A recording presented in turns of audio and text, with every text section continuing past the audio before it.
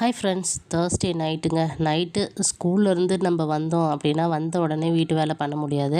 அதனால் கொஞ்ச நேரம் ரெஸ்ட் எடுத்துகிட்டு ஒரு 6:30 மணி 7 மணிக்குள்ளே வந்து பார்த்திங்கன்னா நைட் டின்னர் எல்லாம் முடிச்சாச்சு. அதுக்கப்புறம் வீடை க்ளீன் பண்ணி பெருக்கிட்டு மாப் போட்டுட்டு பூஜை பாத்திரம்லாம் கழுவிட்டு தூங்குறதுக்கு நைட் ஒரு 11:30 மணி போல் ஆயிடுச்சுங்க. ஒவ்வொன்றையும் பார்த்து பார்த்து செய்யறதுனால கொஞ்சம் லேட் ஆயிடுச்சு. அதுக்கப்புறம் ஆஸ் யூஷுவலாக காலையில் எழுந்திரிச்சு ஆடி மாதத்தில் வரக்கூடிய லாஸ்ட் வெள்ளிக்கிழமை அப்படிங்கிறதுனால பூஜையை முடிச்சிடலாம் அப்படின்னு சொல்லிட்டு பூஜைக்கு உண்டான வேலைகள் எல்லாம் பண்ணிட்டு இருந்தேன்.